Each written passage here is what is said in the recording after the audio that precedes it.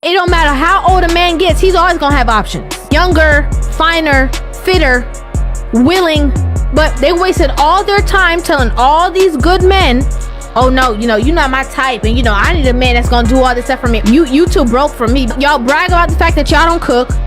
You brag about the fact that you're not cleaning for nobody. You brag about the fact that you're selfish. You brag about all these things that are contrary to what a man wants. What happens is they start approaching that wall. Once they are approaching that wall, or once they hit it, they already got kids. They're not in their prime anymore. And then they get frustrated. They try to convert other women and try to convince other women that they also don't need men, because now they no longer qualify. Now what are you left with? You're broken, used, washed up, your self-worth, your dignity, all of that done gone. Now what you gonna do? You love talking about yourself, and you could do bad all by yourself, and it's all about me, and because I'm the prize. Where are your results then? If you the prize, who the prize winner? You the prize. Where is the collector of the prize? Who date like they're the prize and end up attracting a man who treats them like gold have one key mindset difference than women who end up attracting men who disrespect them and waste their time. And this mindset is easier said than done, but if you practice this, you will attract a man who treats you like a queen. And by the way, I'm Valerie. I'm a love coach for single women ready to attract their dream relationship. Follow me for more dating advice or book a session in my bio. Women who tend to attract men who just waste their time and don't respect them or don't see them as commitment material. One thing that happens is these men will be dating multiple women in the very early stages of dating, and if the woman finds out about it, she automatically in her head decides that she's now in competition with these women. She has to stand out among them, and she puts the man on a pedestal where it's like, he has so many options. He might choose someone over me, so how do I be the best? So he'll pick me. And this mindset obviously brings about insecurities, never feeling fully settled, and probably a lot of anxiety, feeling like, oh my gosh, another woman could take what's mine. Whereas the woman who knows she's the prize, she totally gets that he's probably seeing other women when they first met. And she's also doing the same thing. She's keeping her options open to other men. She doesn't automatically put herself in competition with these other women because her value, her light, what she brings to the table, that doesn't waver whether the guy she's interested in is only seeing her or he's seeing other women. Because she knows that she's the prize, she doesn't put this man on a pedestal and try to be the best she can be so he'll pick her. She knows that no matter what, she's going to get exactly what she wants, and hopefully it will be from this man, but if not, it will be from someone better suited for her. She keeps her blinders on. She's not even focused on the fact that he's seeing other women. That actually doesn't bother her at all because she knows that she is an amazing catch no matter what, and she doesn't lower her energy or get herself into lack or anxiety thinking about what he's doing with other women. Because she's clear that the man she's meant to be with will see her value, will act on it quickly, and will want a commitment rather quickly because he will see, wow, if I'm not swooping her up, someone else will. So she doesn't even worry about other women. She's just constantly focused on being the best version of her and being in full trust and surrender that the right man will step up and ask for a commitment. Dating like you're the prize doesn't mean you're in denial that a man has options. What it means is that you don't worry or concern yourself about the other women because it actually has nothing to do with you, because you're still a catch no matter what, and the right person will see that and you will end up. These men that y'all keep bumping into who ain't shit, have y'all ever stopped to think that maybe you ain't shit either? Have you ever stopped to think that maybe you're attracting the very type of man that you deserve? Maybe he's simply just the male version of you. See, but y'all don't want to hear that. See, because it's easier to just play the blame game. It's easier to just point the finger and be like, well, the issues in my love life is because men ain't shit. Because there are good men out there, but what y'all don't understand is that good men have standards. And a lot of women, especially women of this generation, y'all have this sense of entitlement where y'all feel like just because you're the woman, you're the prize. You think that just because you have a vagina, that you don't have to bring any other value into the relationship, and that's not how it works. You're not going to attract good men because you're not a good woman. Y'all don't like hearing that because it forces you to have to take accountability, and y'all don't like doing that. Y'all be having this long ass list that look like a damn CVS receipt of qualities that you want men to bring to the table, but your list of qualities as a woman could fit on a damn sticky note. Y'all sit back and question why you can't find a good man, and you scream and holler how men ain't shit. Baby doll, you ain't shit either. Fix that first. Then maybe you can find you a good man. Ladies, I need you to never forget that we are the prize. Never date someone, never be with somebody that treats you like you are not the prize. You are the woman, you are the prize. You have always been the prize. This is how we are created, and men were created the way that they were created, for them to pursue us. They are the hunters, we are the prize. If you are dating somebody and he makes you feel like he's the prize versus you being the prize, it's not that you're not good enough. It's not that you don't meet his standards. It's that he's not the one, sis. And because he's not the one, stop wasting your time. Women are multipliers. We multiply whatever you give us. If you give us a seed, we will give you beautiful children. If you give us a house, we will give you a home. If you give us food, we will give you an amazing meal. We multiply whatever it is we are given, and we have the ability to create a beautiful life. We have the ability to create a nurturing environment for people to flourish. That is a gift. That is worthy of being pursued. And that is what makes men feel like men when they can find a prize like you. That's his ultimate reward. Ladies, you need to be with somebody that allows you to rest and flourish in your femininity. To be fully in your femininity, you need to feel safe. You need to feel protected. You need to feel not just physically protected, but emotionally protected.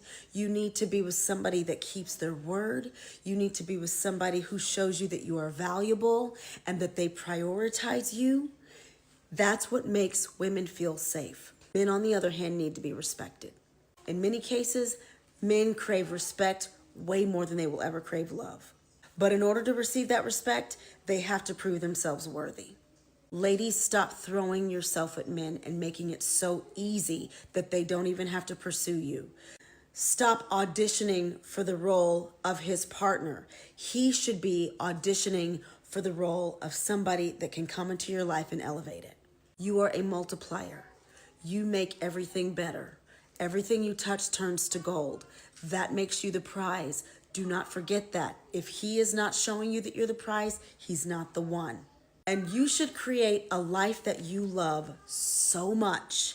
You are so in love with the life that you live that you are in no hurry to find somebody to rescue you out of your situation. The only way they will be able to come into your world and be truly part of your life is when they prove themselves worthy. Continue to elevate yourself. Continue to work on yourself. Continue to make yourself even more of a prize so that the right man will pursue you the right way. I think there's a lot of women moving through life where they feel like they deserve a lot of things that they're not even qualified for. And I think a lot of women expect to have something that they're not willing to give. You want someone fit in the gym with this much money that does this, no kids, and you come to the table with 3 kids. You come to the table with no money and you big as shit. How is that going to work for you? And how do you think that you're going to attract somebody that has exactly the opposite of that? They don't want you. That they are the best option for every man that they've ever been with. Women are delusional. Because you have a kitty cat does not make you the prize. Not because you are offering something that a lot of other women have means that you are the best in the relationship. And that's another thing. A lot of women think that just because they have that it's the best out there. That's just the lie you're telling yourself. And if we asked, sometimes they would say nothing special.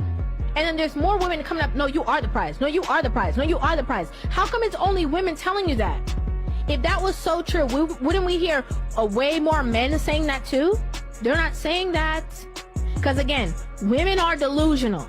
They gonna think they're the baddest, they're the best, they box the best, you know, everything about them is the best. They are 10 on all charts. Because they think looks is enough. They think the box is enough. And it's not. It's part of the game. If you ask women, they go all around the world, they fix themselves up, they do all these things to find a man or to get this one guy. So in reality, who's the prize? If you doing all this stuff, you getting BBLs, you getting your teeth done, you getting all this shit done, you out here walking around fancy to get this guy attention, so who actually is the prize? Well, the point is that I'll make it even fun. I'll make it even funnier. The girl don't even got to do all that bullshit and shit with the guy. Yep. Tell me about it. You know what I mean? So here's the thing: since women are more selective, right, and they have higher standards, that means by definition the man that they're dealing with is rare, right? So if the man is rare, who's really the prize? Who's easier to replace? Supply and demand.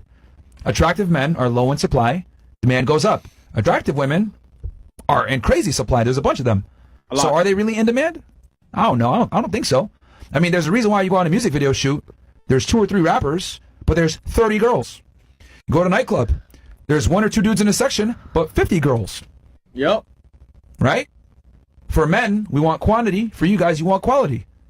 Why is it that I can have multiple girlfriends with girls knowing that I have other girls, and it's fine, but it would never work the other way around? Nick?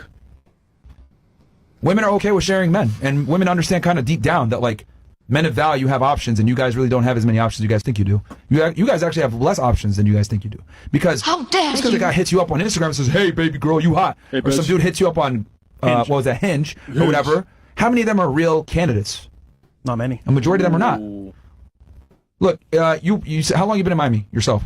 I literally got here yesterday. Okay. Did you go to the club yesterday? Or you went out? Yeah. How many men approached you? A lot. Yeah, a lot. Okay. How many of them do you even entertain or talk to? Maybe 1 or 2? No, they were not kind of in the caliber that I was looking for. So. Rich? No. Wait, I was in Wynwood, so. I was at Dirty Rabbit. Oh yeah. I've never been there before. My friend took me. But and I don't mean to use to like pick on you, but I'm just using that as kind of like a raw example. Like you get a girl here, right? She comes in from Ohio and she's out and about, and then all these guys go up to her and she's giving a majority of them no time of day. Yeah. So it's like that means most men are not attractive to most women, and I guarantee for all of you guys probably experienced that. A bunch of guys might come up to you, talk to you or whatever, and you reject most of them. Yeah. So if a guy does come along that's attractive, who's really the prize, ladies? But I think women kind of come in with this whole thing like, I'm the prize, it's a privilege that you're hanging out with me. The guy reads on that and he's like, man, fuck this. I'm going to just have sex with her. I'm not going to take her seriously. And I don't. Kicks it to the curb. Because most girls don't really do enough to keep guys around. You guys really don't. You guys think, I'm the prize, he needs to fucking do this. Work for me. Play hard to get, work for me, whatever. Do you guys really think that's going to work for a dude that has like 5, 10 other girls he's talking to? Nope. When we have a society full of women with no accountability, guess what? It just repeats the cycle. And then the daughters grow up the same exact way. We're teaching our daughters how to be queens instead of being wives. So let me ask you this. How is this going to balance out? Okay, we're teaching young men to be gentle. I'm a boy mom. Teaching young men to be gentlemen, to be providers, to pay for everything, to open the doors. Meanwhile, we're telling our daughters, know your worth and never settle. So one side's learning selflessness, the other side's learning self-prioritization. But unfortunately, little girls are taught what do they deserve versus what do they also bring to the relationship. And I'm raising a protector and a provider, and the last thing I want is my son to end up with your dusty daughter thinking that being submissive to a good man is oppression. And last I checked, equality doesn't mean that women get to wear the crown while men get to carry the cross. So women, a lot of this is directed towards you. So before you come at me, don't be out here listening to reply. Listen to what I'm saying, have some accountability, and then come at me.